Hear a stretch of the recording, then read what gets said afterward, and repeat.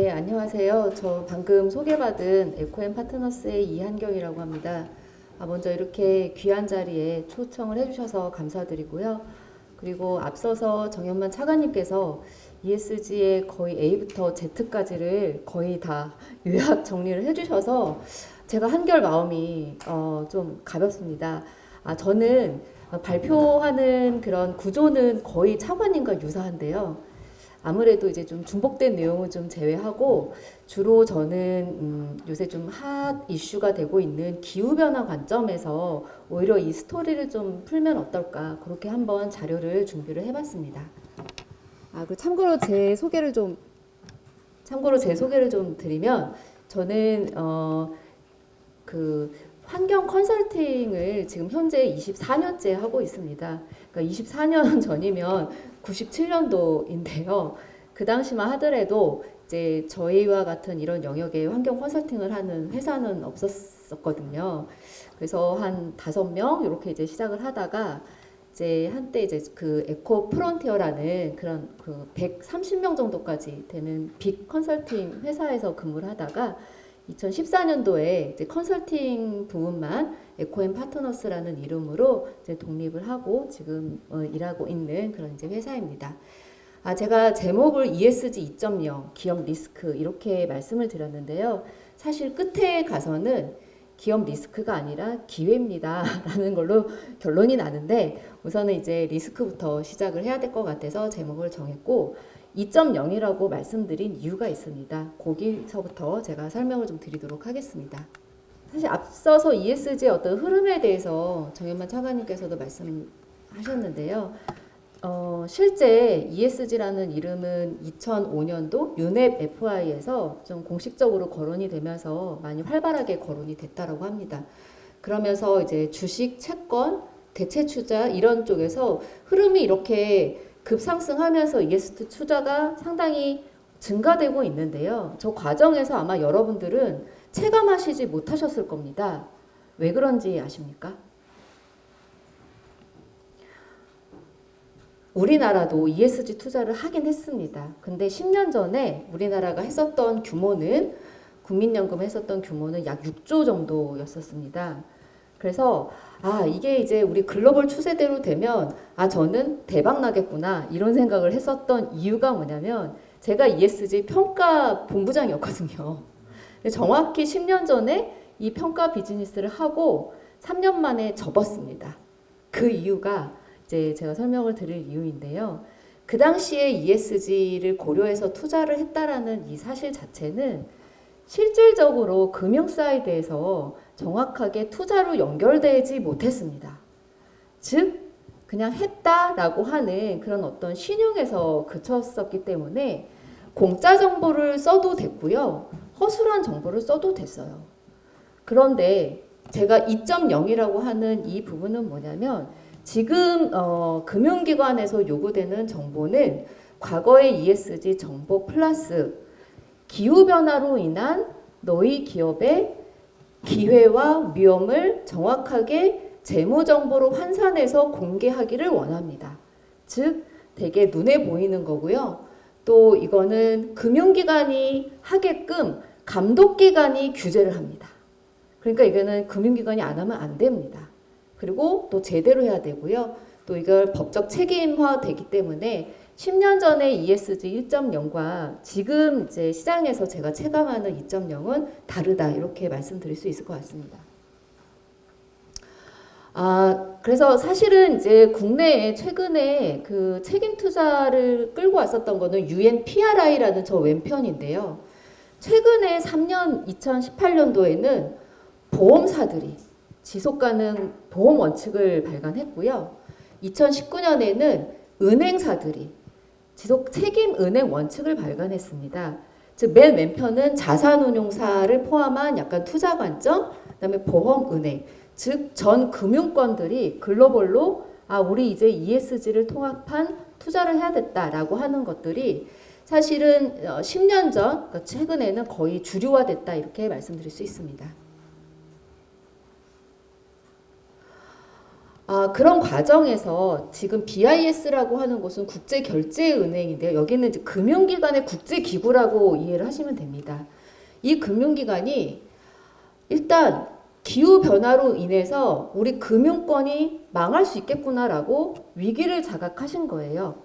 왜냐하면 우리가 투자한 곳이 혹설이나 아니면은 어떤 그런 침수라든가 여러 가지 기후재난에 의해서 우리가 투자한 자산이 완전히 몰락할 수 있다라는 그런 위기가 있었기 때문에 금융기관이 나서 있잖아. 중앙은행이 먼저 나서 이렇게 이제 얘기가 된 겁니다. 그래서 탄소세까지는 부족하니까 중앙은행이 개입을 하는데 어떻게 개입을 해야 되느냐? 기후변화와 관련된 재무 리스크를 어떻게 식별할 거야? 라고 하는 거를 얘기를 하자. 그 얘기를 하게 됐습니다.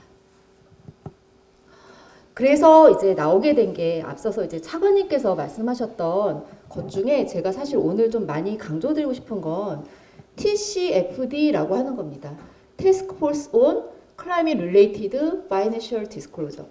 즉, 우리 기업이 기후변화와 관련된 위험이 뭐고 기회가 뭔지를 시나리오 베이스로 해서 공시를 해라 라고 하는 그런 가이드인데요.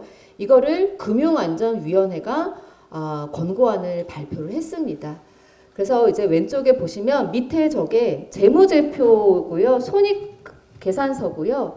거기에 기후변화된 그런 위험자산이라든가 투자 기회라든가 이런 부분들을 식별 가능하게끔 표현하도록 하는 권고안이 되겠습니다. 그래서 이런 가이드에 의해서 사실은 이제 이 TCFD가 나왔구나. 저는 그냥 원어브댐이라고 생각을 했었거든요.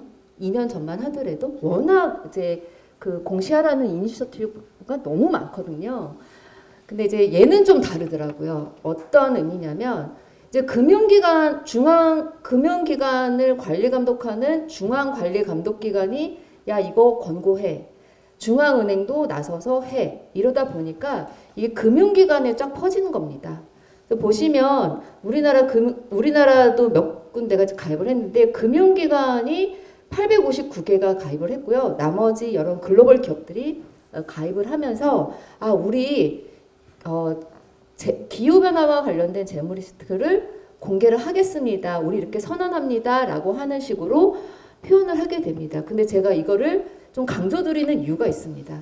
우리 기업들이 여기 밑에 보시는 이런 뭐 코카콜라도 있고요. 휴레패커드도 있고요. 이들 기업과 거래하는 협력사들도 있으실 거예요.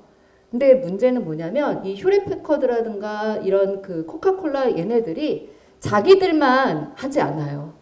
협력사랑 같이 해요. 그래서 다 영향이 오는 거고요. 금융기관이 또 무서운 게 뭐냐면 금융은 투자를 안 하는 곳이 없지 않습니까? 자, 상장기업도 많이 있을 거고요. 투자나 융자를 받으실 때 이걸 고려하겠다라는 거거든요. 지금 우리나라의 금융기관들이 자기네들 투자 자산에 대해서 기후변화 관련된 재무 리스크를 계량화하고 있습니다. 현재 그렇습니다. 그래서 자기가 얼마나 위험 자산을 갖고 있는지 그래서 이 부분을 좀 잘 살펴볼 필요가 있다. 말씀드리고 싶고요. TCFD에서 그 정보 공개를 뭘 하라고 하냐면 맨 왼쪽이 지배구조. 즉 경영자가 어떻게 그 경영 철학을 가지고 있는지, 그 다음에 기후변화 관련된 사업 위험이라든가 그런 기회에 대해서 의사결정할 수 있는 그런 위원회가 운영되고 있는지, 그 다음에 전략이 있는지, 제가 전략은 마지막 장표에서 좀 말씀드릴게요. 그 다음에 위험관리 하는지, 그 다음에 여러분들 사업장, 제조사업장을 가지고 있으시면 여러분들 적어도 제조사업장에 온실가스 배출량은 알고 계셔야죠. 그리고 전력을 외부에서 가져다 쓰시잖아요. 외부에서 가져다 쓰시는 전력으로 인한 CO2 배출량을 아셔야 돼요. 또한 여러분들의 주요 협력사, 그 다음에 여러분들 제품의 사용 단계 때, 폐기 단계 때 어떤 온실가스 얼마만큼을 유발하는지 스콥 3에 대한 부분도 전략적으로 아셔야 돼요. 요거를 모르시면 사실 시작을 할 수가 없습니다. 계산을 못 해요. 내가 어떤 상황인지. 그래서 지표와 감축 목표를 얘기해라 이런 이제 얘기들을 하고 있습니다. 그래서 이제 이것과 관련된 TCFD와 관련된 공시 준비하는 그런 기업들이 많이 있고요. 또 하나는 좀 중요하게 여러분들이 좀 관심 있게 보셔야 되는 건 텍서넘입니다. 앞서서 이제 차관님께서 그 녹색 금융과 관련된 투자 분류 체계 관련된 그런 환경부와 금융위의 활동을 이제 말씀을 해주셨는데요. 이제 과거에 이런 거예요. 태양광, 풍력, ESS 이런 데 투자하면 다 녹색 투자입니까? 그렇게 알고 계시지 않나요? 재생에너지잖아요. 그쵸? 그런데 여기에 뭐가 붙냐? 산 깎아서 하면은 녹색 금융 투자 대상이 아니에요. 그리고 이런 어떤 그런 그 녹색 경제 활동을 함에 있어서 네 가지의 부가적인 요건이 붙는데 그게 뭐냐면 순환 경제를 생각했느냐, 자원 순환 생각했느냐, 환경 오염 물질 덜 배출하느냐, 물 보존하느냐, 생태계 보존하느냐. 두낫 이게 제가 뒷장 한번 설명을 좀 보시면 EU 텍서너미의 6대 환경 목표 안에 당연히 기후변화 감축과 적응에 기여함과 동시에 4가지, 그래서 총 6가지의 이 활동 이 기준을 업종별로 가이드를 만드는 작업을 지금 하고 있다라는 의미입니다. 그래서 이제는 재생에너지 산업에 신규 투자를 하실 때에도요, 환경성을 고려하셔야 되고요. 여러분 지금 제지 업계다. 그렇죠? 제지 업종은 그럼 에너지 많이 쓰니까 투자 대상이 아니겠네요? 그렇지 않습니다. 여기서는 녹색 경제 활동을 의미합니다. 우리가 경제 활동을 하는 데 있어서 같은 재질을 1톤을 생산하더라도요, 온실가스가 덜 배출되는 혁신 기술을 해서 재질을 생산하면 녹색 투자 대상이 됩니다.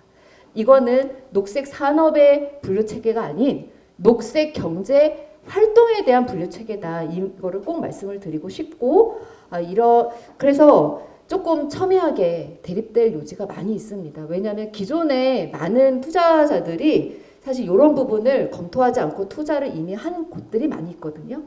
그럼 이제 막 녹색 채권 가이드라인 이렇게 해라 이렇게 이제 뒤에서 이미 투자는 진행됐는데 기준이 나중에 나오는 형태가 되니까 좀 악유가 있을 수 있고 그렇죠. 그래서 그런 어떤 사회적 합의를 끌어내는 그런 작업들이 좀 있는 것 같습니다. 그래서 우리나라 제가 과거 10년 전에 ESG 평가를 했는데 3년 만에 접었습니다 라는 말씀을 드렸는데요. 그때와 지금의 가장 큰 차이점은요. 우리나라의 금융기관을 관리 감독하는 금감원과 금융위가 그 당시에는 전혀 관심이 없었고요. 지금은 그렇지 않다. 그 어느 부처보다 더 열심히 합니다. 그래서 2019년부터 2020, 제가 지금 꿈 같아요. 사실은 10년 전과 지금을 봤을 때에는. 근데 이제 하니까 제대로 하는데 문제는 뭐냐면 우리나라의 금융도 산업이지 않습니까? 금융 산업이에요. 이렇게 확 기준이 들어와 보면요. 우리나라의 금융 산업이 망합니다. 이미 지금 해외에 석탄 투자, 카본 투자 많이 되어 있어요. 그러니까 우리가 어느 정도까지 스트레스를 받냐 지금 스트레스 테스트를 하고 있는 거고요. 어떤 시간을 가지고 변화 관리를 해야 되냐 이런 작업을 하고 있다 이렇게 말씀드릴 수 있을 것 같습니다. 요거는 정말 단순 계산한 거예요. 제가 뒤에서 좀 설명드릴 것 중에 하나가 탄소 국경 조정세인데요. 거기에서 이제 예를 들면 IMF가 탄소세 75불로 올려 이런 이제 권고를 했거든요. 그래서 한번 계산해 본 거예요. 특정 기업의 CO2 배출량에다가 75불을 곱했더니 네, 6.6조 원이라는 탄소 비용이 나옵니다. 이게 되게 큰 거죠. 그래서 여러분들 제가 사업장의 온실가스 배출량을 산정해 보라라는 말씀은 거기서부터 시작한다라는 말씀은 뭐냐면 75불을 곱하실 수도 있고요. 35불을 곱하실 수도 있는 거고요. 또한 우리 사업장에 대한 온실가스에다가만 곱하실 수도 있고요. 전기 포함한 스코프2까지도 곱하실, 여러 가지 시나리오별로 여러분들의 상황을 대비해보는 그런 작업의 시작점이기 때문에 제가 말씀드렸던 거고요.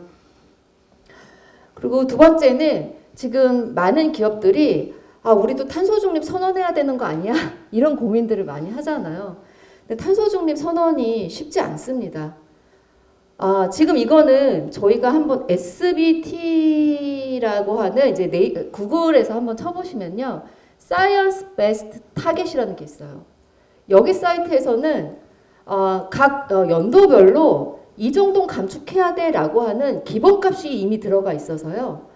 여러분들의 베이스라인 배출량을 넣으시고 내가 목표하는 2030년, 2050년이라는 목표 연도를 넣으시면 내가 앞으로 몇 프로를 계속 감축해야 되는지가 나옵니다.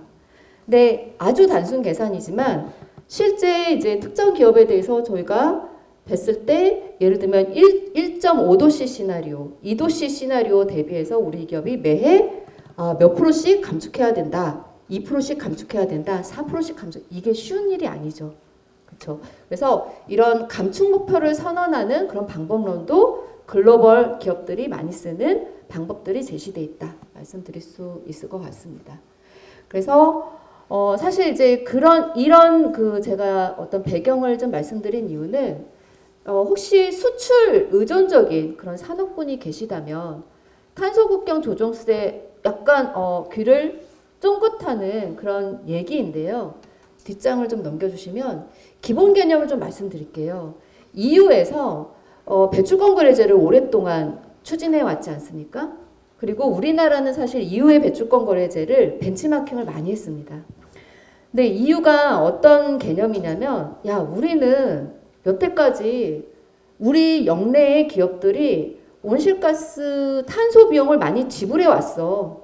근데 이제는 아니야. 이제는 왜냐면 공정하지 않다 이거죠. 그 영내에 그 거래되는 그런 무역 제품이 자기들은 이제 탄소 비용을 감안한 가격인 거니까. 그래서 공정하지 않으니까 우리가 여태까지 지불해왔던 그런 비용이 내가 만약에 톤당 8만 원이고 한국 너희 우리한테 수출하는 그 품목이 여태까지 지불했던 게 톤당 4만 원이면 4만 원 더 부과하다. 이 개념이에요. 그러니까 뭐냐면 기준이 같아야 되잖아요. 근데 이유는 그 벤치마크 뒤에서 이제 제가 좀 설명을 드려야 되는데 기준이 달라요. EU와 우리나라가 그런 그 탄소 비용을 부과했던 기준이 다릅니다.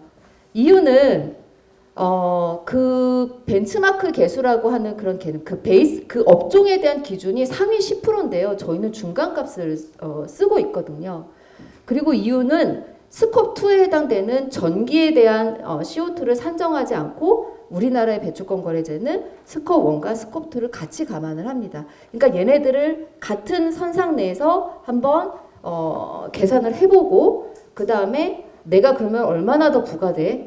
이런 걸 한번 따져보는. 근데 이거는 국가 레벨에서 먼저 따져보고요. 그 이후에 이제 기업 레벨에서 따져보는데 사실은 원자재, 철강이랑 석화라든가 시멘트라든가 그런 이제 원자재에 해당되는 그런 기업들은 이미 따져보고 있는 상황입니다. 그렇죠? 그래서 이런 이제 작업들을 우리가 좀 준비를 해야겠다라는 말씀을 드리고 싶고요. 그래서 무역과 우리 수출 의존도가 높기 때문에 이 탄소국경 조정세 EU, 미국, 뭐 중국까지도 이런 이제 측면. 그래서 결과적으로는 탄소국경 조정세가 아닌 탄소세로 가지 않겠냐. 가장 명확하게 떨어지는 부분이니까. 그래서 우리나라도 기재부가 현재 탄소세 도입 관련된 연구를 추진하고 있다라고 저도 들었습니다. 그래서 이게 배출권 거래제와 탄소세는 중복 규제가 되지 않는 형태로 설계가 된다고 하니 어쨌든 우리 기업이 온실가스 배출로 인한 탄소 비용은 앞으로 강화될 거다라고 하는 측면을 좀 말씀을 드리고 싶고요. 그리고 사실 공급망도 말씀을 해주셨잖아요. 장관님께서. 그래서 제가 깜짝 놀랐거든요. 어떻게 발표 스토리가 이렇게 유사하지? 말씀을 드렸는데요. 저도 공급망 측면에서 좀 기후 쪽 관련해서 뭘 말씀드리고 싶냐면, 제가 그 기후변화 쪽 재무 리스크 공시 움직임이 강하다라는 말씀을 드렸는데, 실제로 최근에 그 많은 기업들이요, 되게 생산의 외주화가 많이 생기지 않습니까? 우리는 R&D, 그 다음에 핵심만 자기가 생산하고요. 대부분 에너지를 많이 쓰는 거는 협력사로 하여금 하거든요. 그러니까 이제 사실 애플이 알리백 요청했잖아요. 애플이 감축할 수 있는 잠재량과 협력사가 감축할 수 있는 잠재가 훨씬 많죠. 근데 우리는 다 같이 하겠다 이렇게 하는 겁니다. 그래서 이게 각각의 개별 기업의 문제는 아니다. 그래서 내가 협력사, 즉 스콥 3까지 해서 2050년까지 탄소 중립할 거야를 내가 선언할 수 있느냐 없느냐를 타진하는 그런 작업이라고 보고 있고요. 실제 많은 글로벌 기업들이 스콥 3에 해당되는 협력사를 포함해서 감축 목표를 설정하는 움직임이 상당히 가파릅니다. 그리고 이제 업종별로 조금 느껴지는 분위기가 다른데요. 사실은 전기전자 업종이 가장 먼저 좀 시작이 됐었던 것 같아요. 그리고 가장 체감하는 게 뭐냐면, 애플이 우리 삼성전자하고 SK 하이닉스 반도체 회사잖아요. 엄밀히 얘기하면 협력사거든요. 거기에 한 3, 4년 전에 와서 너희 재생에너지 100% 써 이러고 오디트하고 갔대요. 근데 우리나라에서는 재생에너지 100% 쓸 수 있는 구조가 아니거든요. 그래서 많은 분들이 우리나라에서 재생을 어떻게 하냐. 그래서 많은 이제 기업들이 우선은 해외 사업장 기준으로 알리백 할 수 있는 사업장 다 뒤져. 거기 어떻게 해야 돼? 내가 모자르면 얼마큼 사야 돼? 이런 식의 어떤 그런 그 시나리오를 분석하는 그런 이제 작업들을 하고 있는데요. 전기전자는 이제 알리백뿐만이 아니라 여러 가지 너희의 공급망에 대해서도 해. 즉 삼성전자 너희만 내가 요구하는 게 아니라 너희의 협력사까지, SK 하이닉스의 협력사까지 이런 식으로 그런 것도 요구하고 있고, 재생에너지 요구하고 있고, 그 다음에 자원순환까지도 상당히 폭넓게 요구하고, 이런 부분을 이제 코드 오브 컨덕트 오브 서플라이어, 그러니까 협력사에 대한 행동 요령 이런 규정에 그런 것들을 반영해서 움직이고 있다 이렇게 말씀드릴 수 있고요. 요건 이제 제가 아까 말씀드렸던 SBTI라는 그런 이니셔티브에 들어가 보시면 이거 자동차와 부품 업종에 대해서 얘기를 한 건데 구분이 되어 있습니다. 자사의 배출량 어떻게 감축할게. 그 다음에 나 협력사랑 같이 이렇게 할게. 이런 이제 형태이기 때문에 그래서 이제 중견 중소 기업들에 대해서 만약에 이제 ESG에 대한 어떤 니즈가 있다면 바로 모기업의 이런 요구가 아닐까 그런 이제 생각이 듭니다. 그리고 순환경제, 제가 요새 좀 매스컴에서 많이 강조하는 건 순환경제 쪽이에요. 사실 작년 7월에 발표된 그린 뉴딜 전략에는요, 순환경제가 없었는데요. 연말에 들어갔어요. 왜냐하면 EU에서 탄소 중립 전략 과제에 정말 중요한 자락을 차지하고 있는 게 이 순환경제입니다. 근데 실제 얘가 공급망의 규제로 다가오고 있어요. 그래서 재생 원료 몇 프로 의무 사용 이런 식으로 오기 때문에 우리 기업들이 포장 재질 유럽에 수출하려면 재생 소재를 30%를 넣어야 되거든요. 근데 제가 정말 웃긴 말씀을 한번 드리자면요. 우리나라 전국에 플라스틱이 얼마나 많습니까? 그거 재생할 수 있는 원료잖아요. 그런데 이 포장 용기에 들어갈 수 있는 고부가가치용 리사이클드 머티리얼이 없어요. 그래서 해외에서 수입을 해갖고 오는 그런 웃긴 일이 벌어지고도 있습니다. 그래서 작년 연말에 환경부가 자원순환 순환 전략 이런 식으로 상당히 많은 정책 과제들을 발표하고, 그 다음에 여러분들 그 투명 페트병 분리배출하고 되게 강화됐잖아요. 이게 이런 흐름하고도 연동이 되어 있습니다. 그래서 순환경제는 앞으로 좀 네네. 순환경제는 좀 중요한 이슈다 이런 말씀 드리고 싶고, 그다음에 공급망 관리를 우리 같이 하자라고 하는 그런 움직임도 있고요. 그다음에 이렇게 의약품 업종, 패션 업종 이런 식으로 자기들 글로벌 기업끼리 이니셔티브를 만들어서 같이 우리 협력사 같이 공동 오디트하자 이런 이제 움직임들이 있습니다. 네. 그래서 사실 마지막으로 여러 가지 이제 흐름에서 저는 이제 좀 기후 변화 중심으로 좀 말씀을 드렸습니다만, 저는 사실은 이제 많은 기업들이 이제 좀 미팅을 요청을 하는데요. 크게 두 가지인 것 같아요. 이게 에너지 구조도 바뀌고 재생 자원도 많이 쓰여지고 이런다고 하는데 우리가 뭐 좀 할 거 없을까요? 신사업 전략. 이거를 처음에 이제 요구하는 기업이 있으시고요. 두 번째는 규제 대응 어떻게 해야 돼요? 이거 규제잖아요. 컴플라이언스 이걸 얘기합니다. 가운데는 뭐냐면요. 아까 제가 얘기한 거예요. 내가 재생 자원을 써서 소재가 개발이 되면요. 이 재생 소재의 성장력은 가히 폭발적입니다. 카 메이커나 글로벌 브랜드들이 정말 혈안이 돼서 찾고 있거든요. 저는 수주 경쟁력을 확보한다라는 측면을 얘기하고 싶어요. 기존의 소재면 재활용 소재, 친환경 소재, 그 다음에 배터리 자동차가 요새 많이 꽂혀 있는 게 자동차 폐배터리에 대한 세컨 라이프에 대한 비즈니스인데요. 자동차 폐배터리가 전기 자동차가 폐기될 때요. 배터리의 수명이 70에서 80%가 남아있는 상태로 폐기가 돼요. 근데 걔가 ESS나 충전소의 충전장치나 그 다음에 저출력 모빌리티로 제2의 인생을 살 수가 있습니다.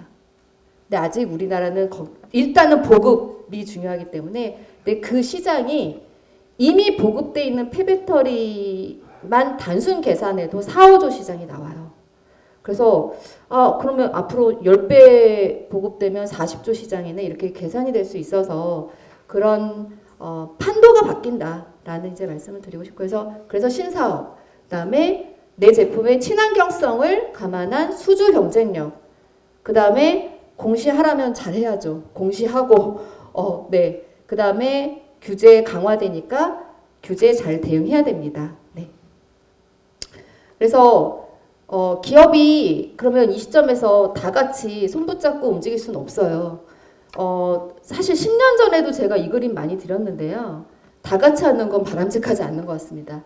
맨 위에 경영자님과 전략 수립하는 기획본부가 먼저 움직이셨으면 좋겠어요. 그래서 우리 기업이 이 상황에서 신사업 전략 어떤 부분에 뭘 수립할 건지, 그 다음에 내가 지금 비즈니스하고 있는 이 제품의 수주 경쟁력을 높이기 위해서 뭘 해야 되는지, 그 다음에 규제 대응하려면 뭘 해야 되는지 이런 큰 방향을 잡아주시면 좋을 것 같고요. 그게 나오면 전사적으로 구매부서, R&D, 마케팅, 생산, 그 다음에 법무팀, 그 다음에 IR, 그 다음에 커뮤니케이션 할 일이 너무 많고요. 사실 10년 전에는 한두 개밖에 안 적혀져 있는데 지금 이제 너무 이슈가 많아진 거예요. 그래서 각각의 역할들을 해나가면 좋을 것 같습니다. 네. 이게 이제 사실은 저도 어디서 따왔어요. 그래서 너무나 많은 평가 정보가 난립하고 있고요. 그리고 이해관계에 의해서 평가가 된다라는 것도 사실 인정할 수밖에 없습니다. 그래서 거기에 저는 휘둘리지 않으셨으면 좋겠어요. 중요한 건 이 평가의 등급을 물론 당연히 신경을 쓰셔야 되는 거는 당연하지만 어쩔 수 없습니다. 내가 공개된 정보 갖고 외부 평가기관이 평가한다는데 어떻게 그걸 말리겠어요. 중요한 건 이 과정에서 우리 비즈니스가 서스테이너블하게 성장할 수 있는지 이런 것들을 ESG 관점에서 먼저 찾아보셨으면 좋겠다라는 말씀을 드리고 싶습니다. 네, 이상 발표를 마치도록 하겠습니다.